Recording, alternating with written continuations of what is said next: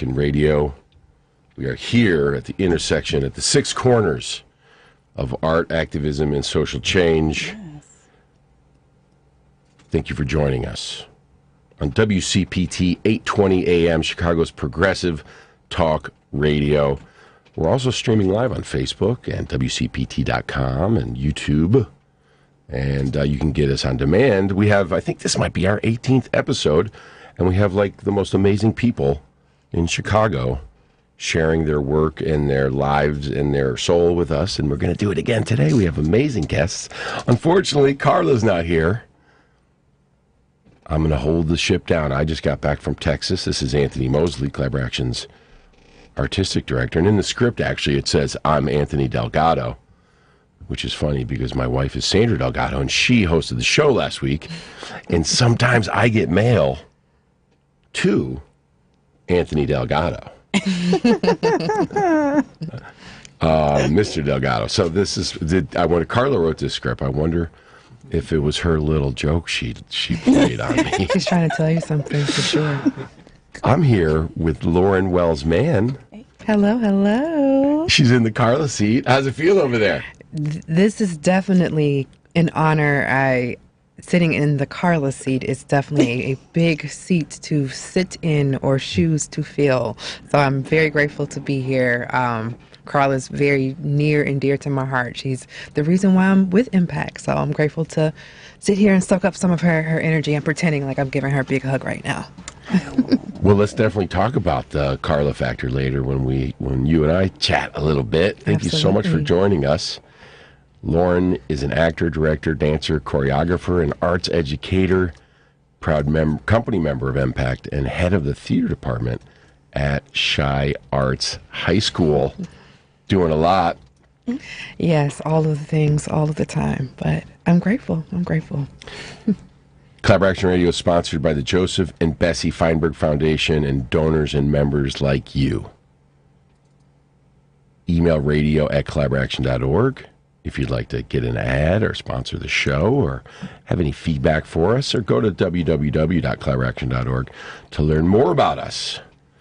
Today's episode of Collaboration Radio is sponsored by AV Chicago, Chicago's leading provider of AV production and event management services.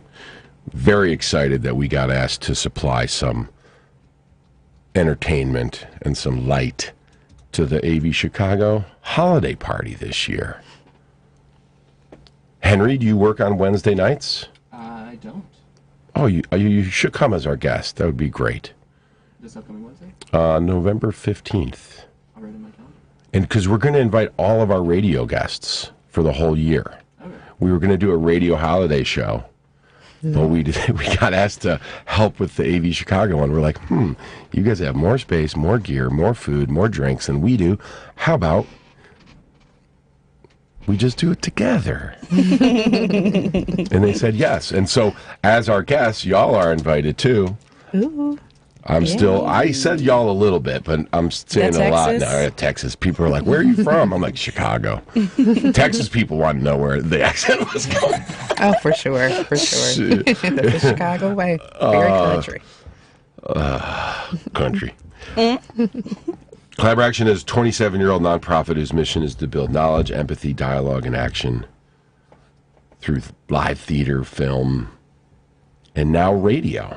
Leveraging the power of storytelling and community to cultivate positive social change.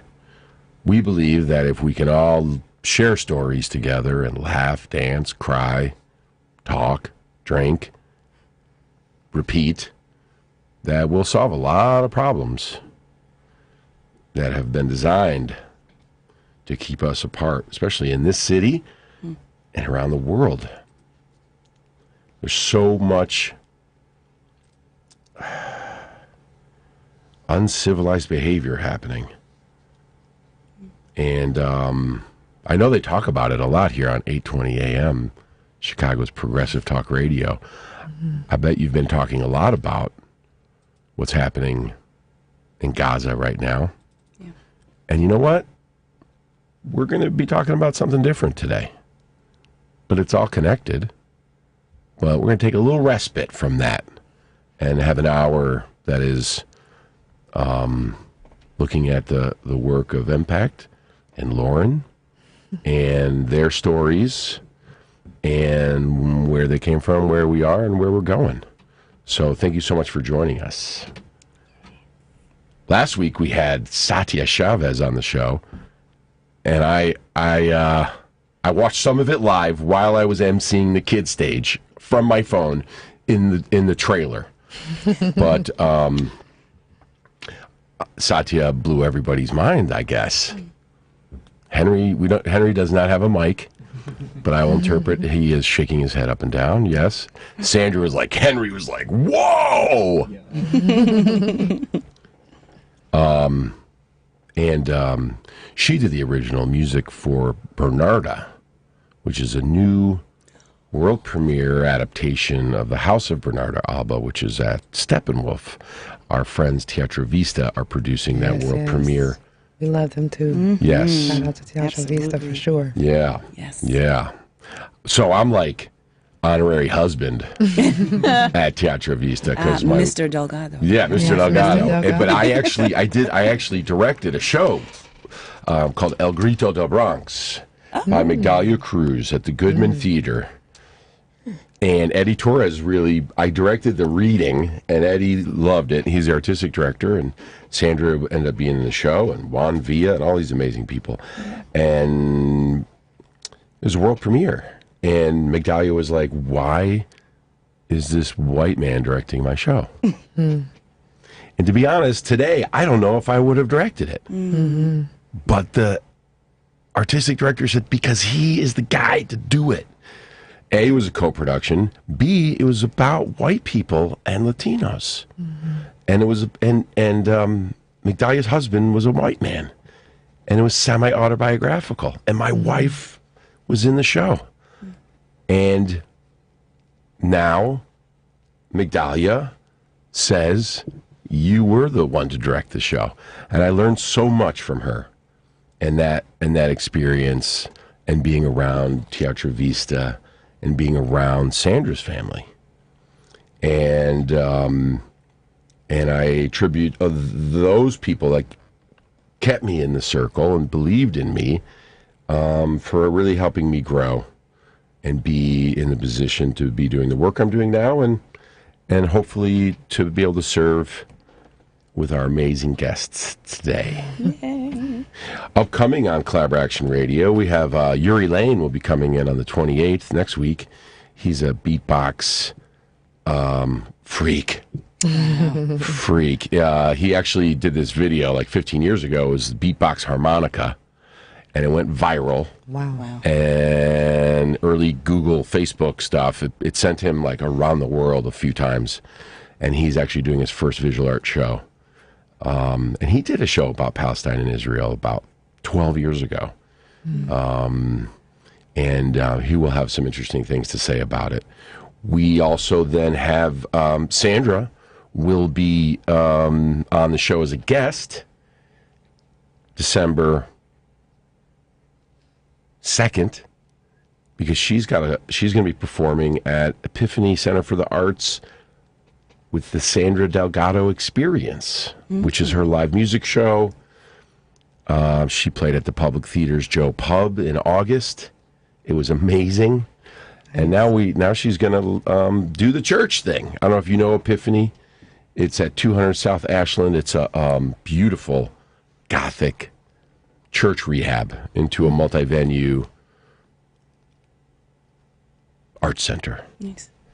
And then we will have Melissa Dupre and Flaco Navaja on the show. And that date is November 4th. I'm jumping around, but that's some of the shows that we have going on. Our Utopian Ball is November 11th. That's our annual gala. Come out and hang out or volunteer or be on the lookout for the auction items. And what else? Collaboration is working towards a new space. It's been 31 months since we left our space of 10 years, where we had developed 3 theaters on the 3rd floor of the Flatiron. It takes 10 years to build it up, and you just leave it like that. And all the little things that we did over the 10 years, I remember now. Oh, yeah, when we moved the sprinkler pipes that time, that cost like $3,000, and that was a whole deal. Oh, yeah, when we soundproofed that wall. Oh, yeah, we put 3-phase electricity in. Oh, yeah, I got those used dimmers from the United Center. And now we're getting ready to do all that all over again. Wow. But I'm very excited, and we have I think a good vision for a space that's different from the old model, which will include a lot of door splits for artists that can present their own work, and also be a live digital content place and a place to gather and talk and all that stuff. So, okay, let's go.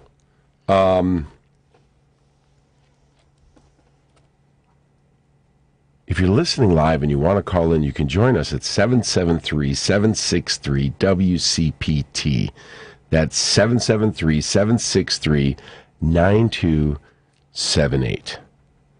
We are going to start with a little bit about Lauren, the director of Blackademics, of which we are going to hear a scene.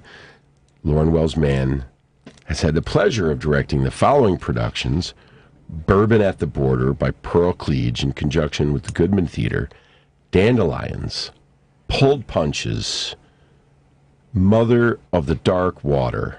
There's a bunch of awards that are going along with these in parentheticals, but we'll spare those for now. By Association, various podcasts. She's also been the assistant director of a ton of shows and worked with some amazing folks like Aaron Todd Douglas, Carla Stillwell, Regina Taylor, Chuck Smith. She has a master's in secondary education, and she began her professional acting career with ETA Creative Arts Foundation.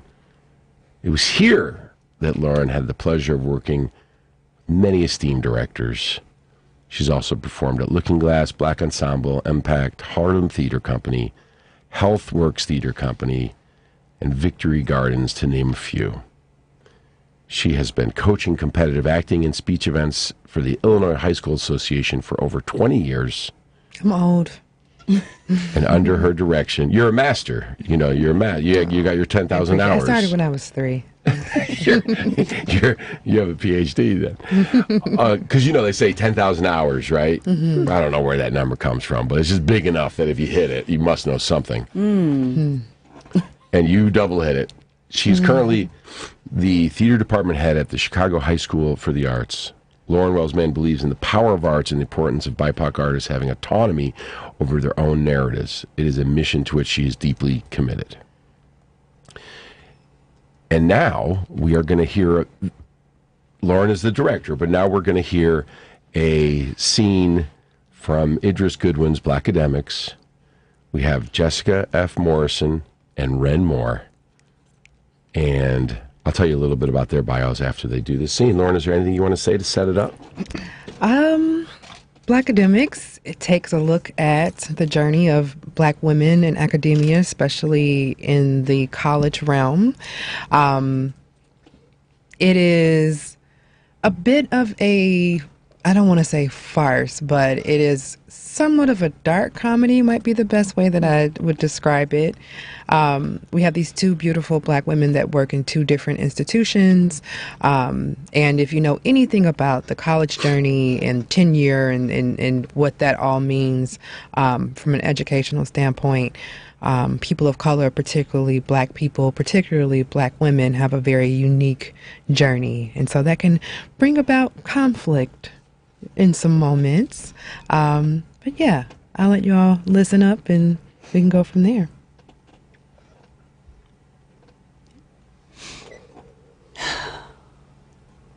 He was a book unto himself, the son of sharecroppers who held within him stories, and lights turned way down low. Are you doing one of your Black history poems right now? Oh, this is one of them.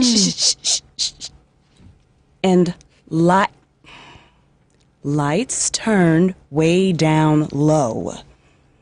He saw that whips and chains could not keep our heroes from flight and song. He worked inside the Hollywood walls to preserve our legacy. We are making history. Every day we walk this land. It didn't rhyme. Yeah, so? Who was that one about? Sojourner Truth. Oh, stop playing. You heard me say he. Come on. Carter G. Woodson. Oh, the father of Black History The very Month. same. Adorable. Okay. Do you engage them in any critical discourse surrounding the topic of Black history? What do you mean? I mean, get them to look past the frivolity of it, the way in which Black history is ghettoized from the luxury condo that is American history. No, because they are in elementary school. Well, I know that. I know that, Rochelle, but I do think that there's room for, I don't know, progressive innovation, even in elementary. Maybe someday, but for right now, they need to know at least just the names. I think, just as an exercise, you might craft a poem in the voice of Carter G. In the modern pseudo-post-racial context, telling the kids, and this is just an idea, that he rejects the notion of a month, and maybe a quote joke in here saying, they gonna give us the shortest, coldest month. First off, that is an old Chris Rock joke. Second of all, Black History Month is in February because February is the month of Frederick Douglass's birthday. Oh, I know that, but this idea is way more exciting. I just like reading poems about Black people to the kids, okay? Okay, all right. Rochelle is for the children. Yeah, just like Wu-Tang. You remember when ODB took that Yes, I microphone? wrote my dissertation on it. Oh, right. I remember you mentioned that. How about another poem? Hey! You know what? I think it is very clear who is the teacher at this table and who isn't. And scene.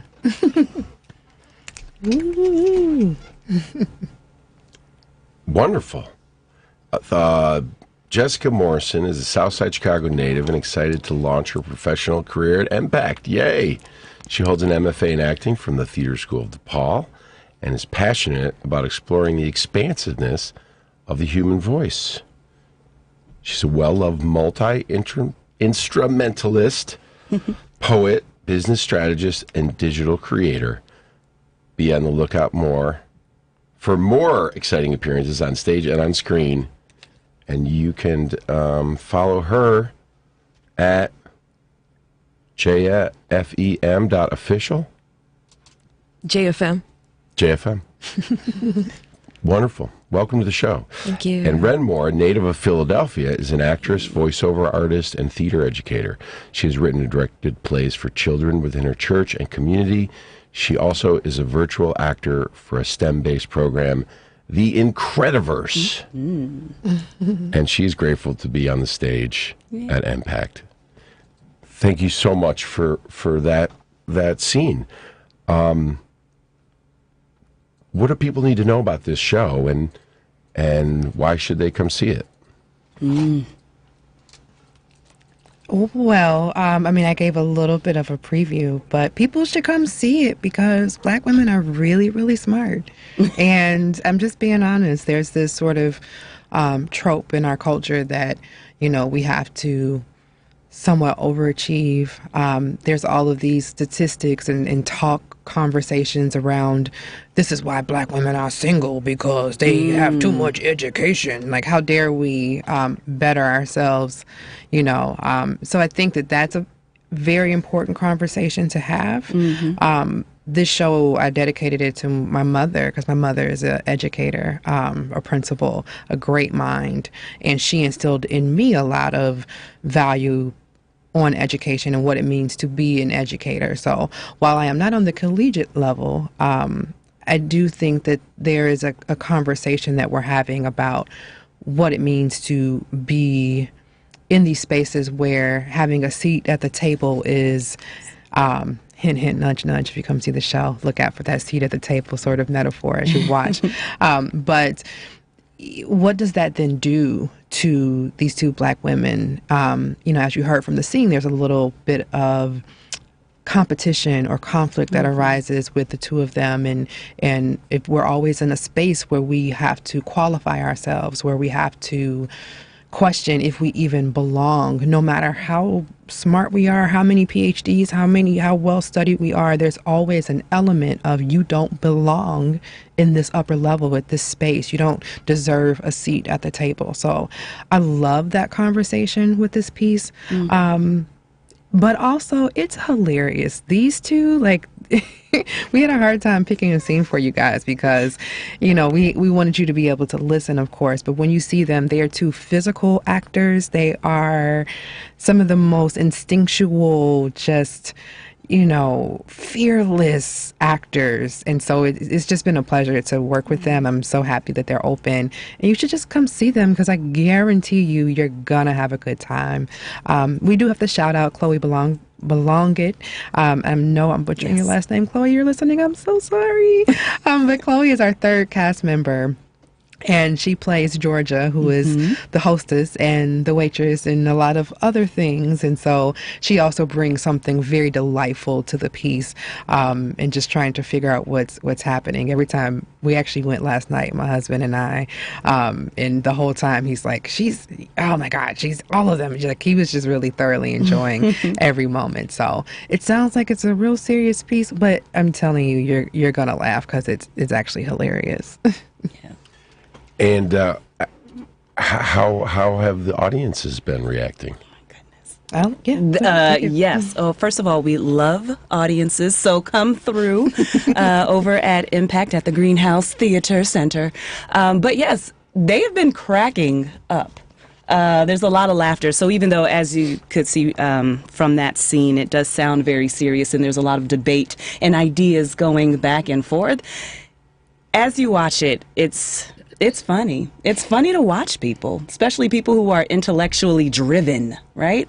And so we've got a lot of laughter going on. And if you're looking for a good time to laugh and maybe even debate with the people come on. So, yeah. And when did Idris write this play? So we are in our 32nd season, and so every 7 years we do a revival season. So all of the shows this season, starting with Blackademics and then Tat in the Fifth City, which is Carla Stillwell's piece that she devised and co-wrote with Oran Kenyatta, and she's directing again, which is, I'm so excited. I love that show. And then ending with Warm on the Cooling Board, which is directed by Lauren Lundy. All of those pieces are resurfacing, but this piece, I believe it was 2012. So that was another sort of interesting thing to navigate all of the issues that arise and how, more than 10 years later, they're still very relevant. Yes. Very much relevant and very prevalent. Like, not just relevant, but prevalent. Yeah. Like, there's, Yeah. And if I may, I know that you touched on educators and how these women are in academia. And so, yes, if that is something that you are into, please come see the show. But even if you're not, because this show is still relevant, I know a few other people who saw it not in academia, and they also found it very relevant, just how it compares, different races and our culture and just how we navigate and negotiate, right?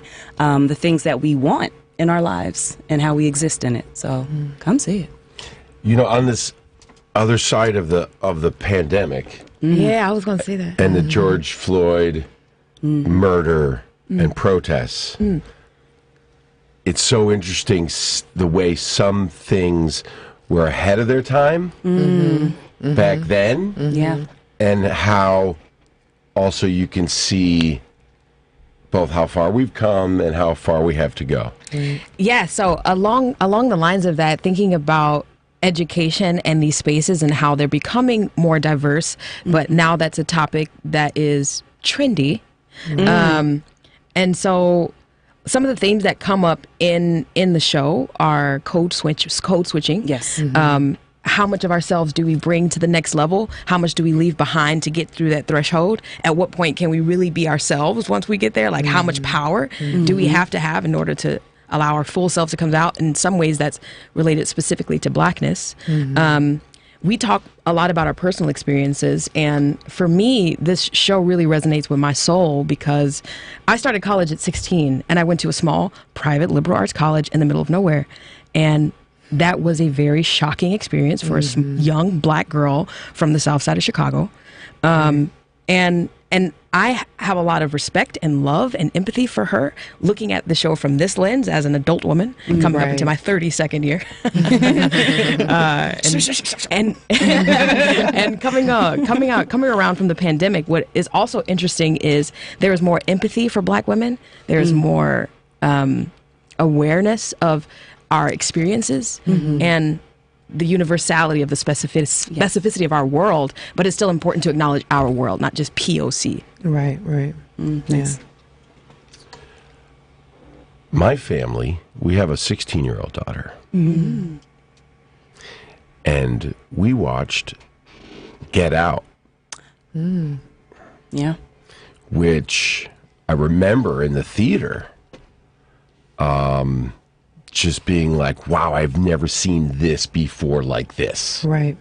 And Jordan Peele, probably because all the sketch stuff he did, he had so much experience with scenes and characters and dialogue that when he finally got a feature, he was way ahead of anybody's expectations as a writer and director. And you saw that and you were just like, whoa. Yeah. And now we watch it with our 16-year-old. And sadly, but it's a good thing, it wasn't as surprising to her. Interesting. These horrific white supremacist characters and and lampooning them a little bit. It was just really interesting to watch with her. And I was just also blown away by how far ahead Jordan Peele was, and yet as a white man, most Black artists who create content, writer, directors, and we're just starting to catch up. And if we're doing honest work and trying to learn and grow and unlearn, Agree with that. and so that's why I'm curious about your show, because I could probably learn a lot. And I have been the great honor to work with amazing Black and Latino women. Carla Stillwell and Sandra Delgado, two of them. And I guess I would take a moment to any white people who are listening. I encourage you to ask what you can learn from these amazing women and people around you who are not white, because they actually may hold the key to your humanity. But you got to be humble, and you have to move beyond your racist fragility. And it sucks. But once you get past it, you'll still put your foot in your mouth every now and then, but you will actually be part of the solution.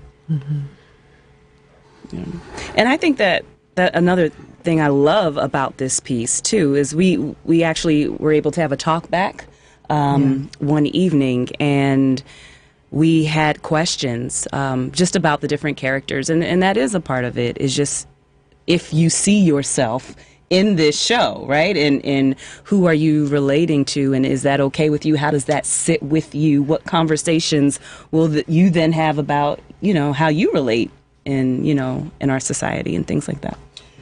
So that's a big part of our methodology evolved to be that we see ourselves as a theater for social change. Yes. We create the work to inspire new knowledge, empathy, dialogue, and action. Every show. So we have what we call a crucial conversation after every performance. Got it. It is the audience's chance to reflect and testify to the energy and the communication that they just received from the artist.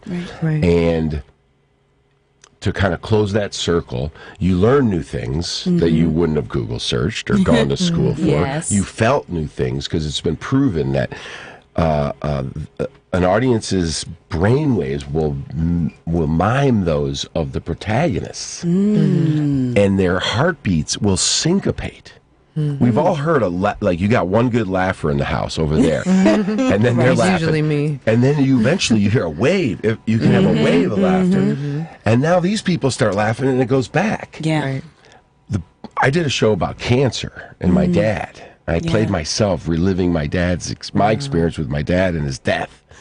And it was called This Is Not a Cure for Cancer. And it was funny. It was the funniest cancer show ever. And I had to cry 3 times in the show on my cue. goodness. And the first preview wasn't right. I was like, they are scared to laugh. So we did a laugh warm-up in the pre-show. And then I would find one person that had that wild laugh, and I'd like, hold on, we have a special one here. And then that person would just start, snorting, and then everybody would laugh, and then it became funny, and I was like, oh. But, so the conversation for us is the thing that takes the feelings and the new ideas and turns them into something that's real. Yes. Right. And I would, so do you tell us what came out of the audience discussion after the show? Were there any big things that surfaced that felt like truth? Yeah. Without giving the show away, because that's what's tricky. Part Because of the the questions were specific. But let me see how I can generalize this as best. Was the representation of a character, and is that a general representation, right, across our society? And I think that we can't answer that, right, as actors in the show or even as a director. It's just like on your own, I guess, audience witnessing, right? You have to reflect for yourself. And that's kind of how that was dealt with. You can generally answer that question by saying yes or no, but the deeper answer is going to lie in, well, what did you get? What did you take away from it? So, yeah. I know that was kind of vague. I just don't want to give... You got to come see the show. Well, let's start talking about Lauren. And since you're both here... I wonder if you would help start us off and maybe share like something that Lauren did or the way she did it in the rehearsal process that you won't forget for a little while. Oh.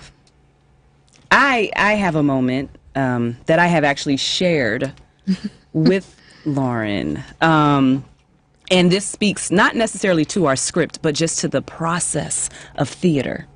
And every actor, director, technician knows Tech Week is the week, right? Everybody is doing long hours. Everything is coming to its head, and it can be a very stressful time. And I will never forget, it was there. It was late in the night. And I'm on stage and I'm tired and I'm like, I'm holding for these lights. And, you kind of are trying not to be distracting. And I just remember where it was time to like pick up from a place in the script. And it wasn't going the way it should be. It was very tech. It was kind of just like different people are handling different things and everybody is trying to get it figured out. And I will never forget, in that moment, Lauren smiled. And she made a joke. And I was just like, if it were me, I would have lost it. Everybody hold it together. And she didn't.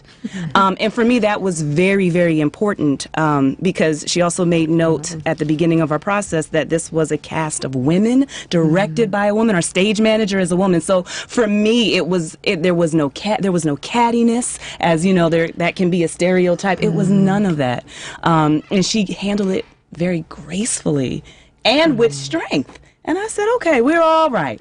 We are all right. So I know I said it to you before, and I'll say it again. I am honored to have witnessed that moment, and it meant a lot to me. And it just was a reminder that as a woman, you lead and you are strong, right? And you don't have to be the chaos that is in the room. No, ma'am. You don't have to be that. So thank you for that again. Thank you. For me, my biggest inhale that I breathe in from Lauren is probably after rehearsal in the car. I was blessed to live in the same direction as her. And I'm grateful for rides home. But more so in that this is my first show back really like digging in after grad school, after a pandemic. And so, first of all, to be blessed with the opportunity and to be chosen, and then the invitation to rise. And then to step into the room, as Karen said, and to be met with such grace, such diligence, such wisdom, such radiance, such infinite possibility, and to breathe that in and to be a reflection of that, and also to be constantly reminded that I too am that, just in the way that she works and the graciousness that she has and the depth of her intelligence. I am grateful for the conversations in the car that helped me process, especially again, going back to that 16-year-old back at liberal arts college. I didn't understand how much I healed from until being in the car and having conversations about our experiences. So that's what I carry.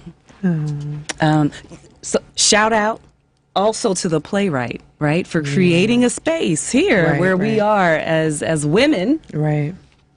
On the page, we exist as an actor, always trying to find great roles for women. You can really dig your heels in, so to speak. And then being able to be directed by a woman as well. It's wonderful. Thank you. So, Lauren, what's your origin story? How did you become what these two actors are just two small moments of, I'm sure, an infinite number? Yeah, I'm so grateful to have such beautiful things said. I like to say I'm an actor's director. I was an actor first, and so I've had great experiences. I've had some experiences that have not been so great, and so I try to mirror those great experiences. Some of those experiences definitely come from Carla, and Carla and I actually were in a show together years ago called Radical Hearsay. I think that might have been 2009, which is crazy to say. So definitely honored to act alongside Carla. And she always says, well, I don't act anymore. But, if you go to MPAACTplays.com and subscribe to our podcast play subscription site, you can hear Carla voice some great characters too. So just a quick little plug for our podcast service.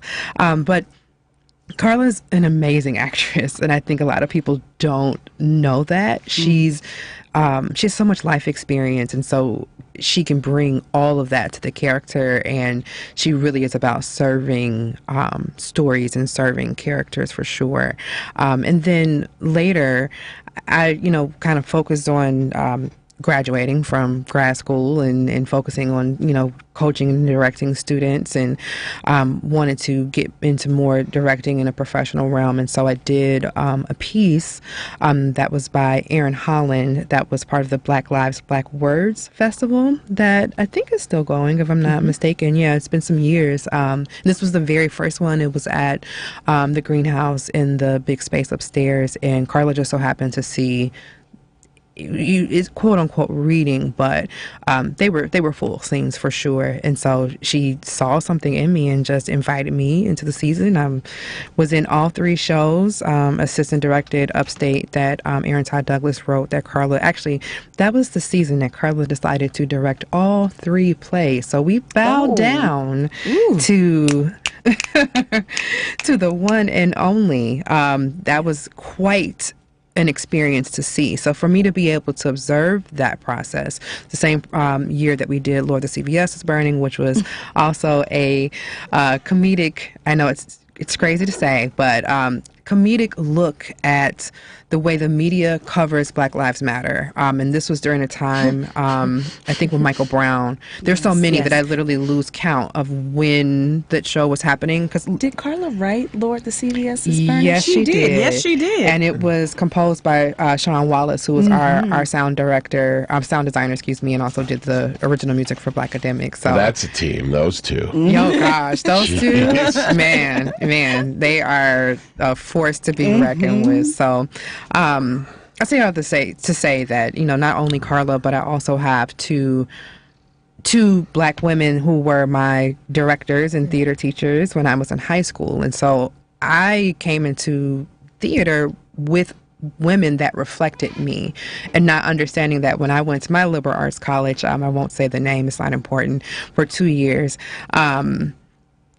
I'm like, this isn't the norm to have people reflect you and to see you as a human being and to understand your situation. Oh, these people are asking me if I tan in the summertime, and it was deep, among so many other things. So I'm grateful to those who came before me, and I try to pay homage to those people in any way that I can.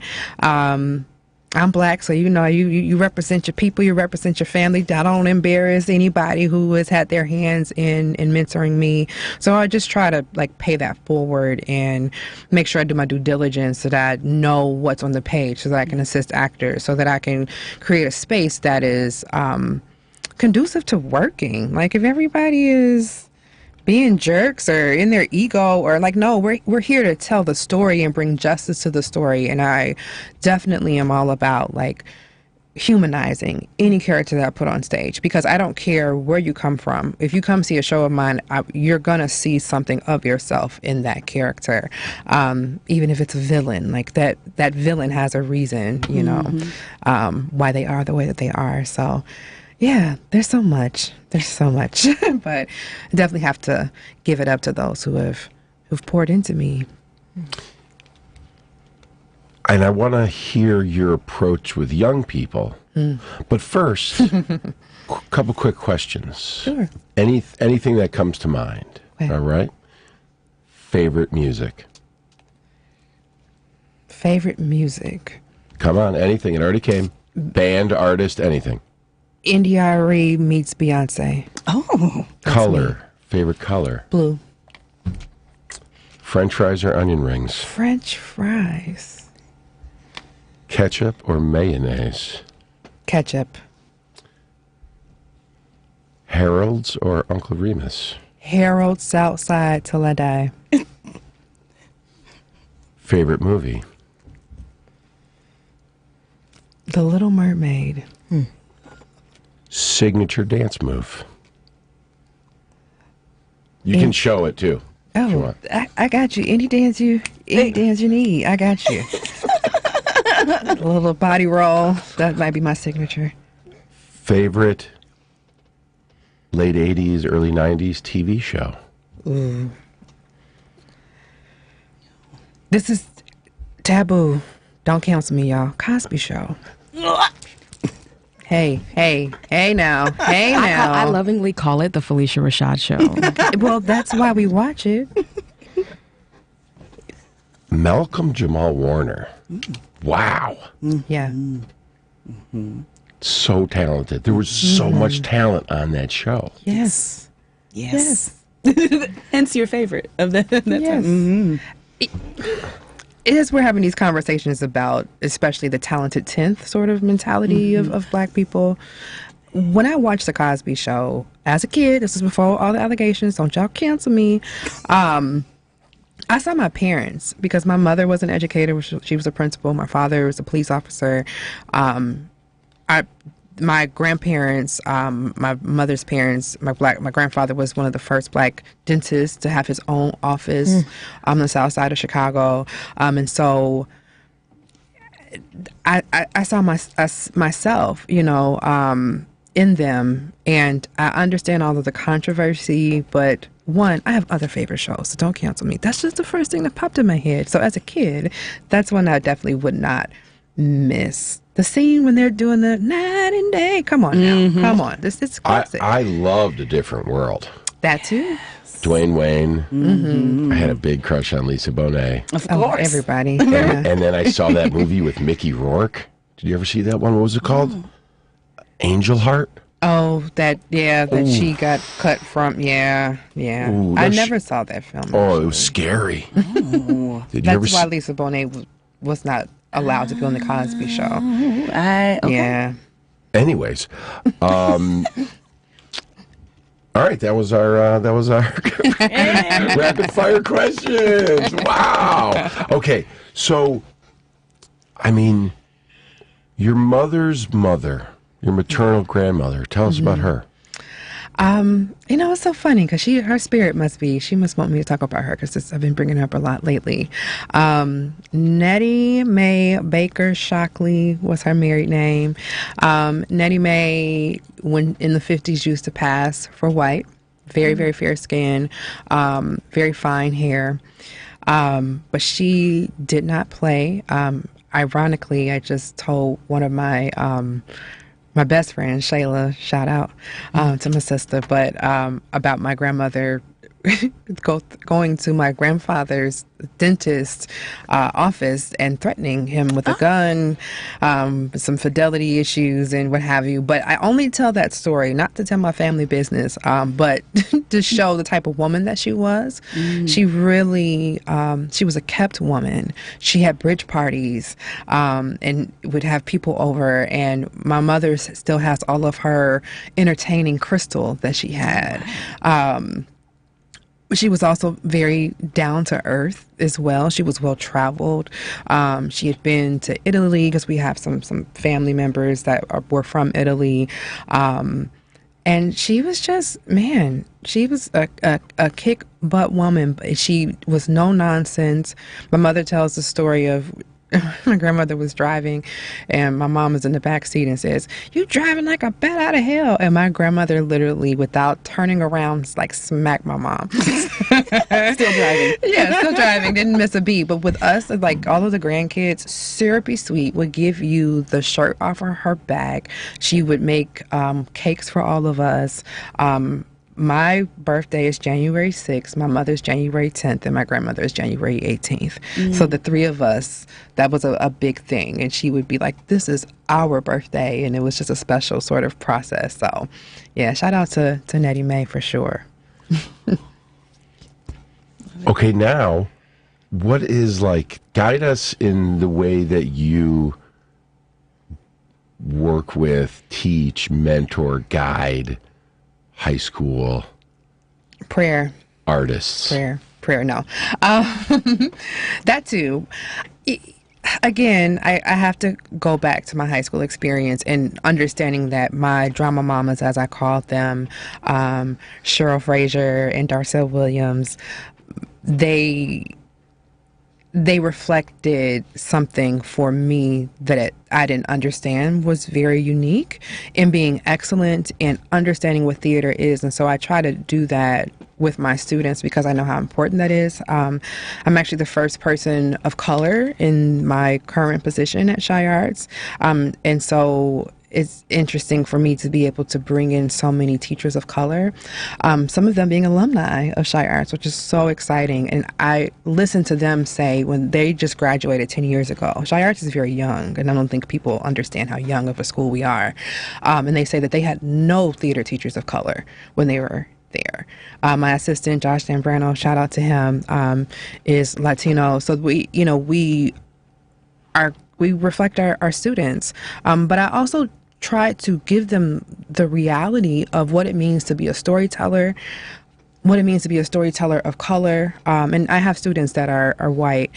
So I, of course, support them as well. But we really try to give them a wider lens of which to tell stories. It is probably the most inclusive place I have ever worked.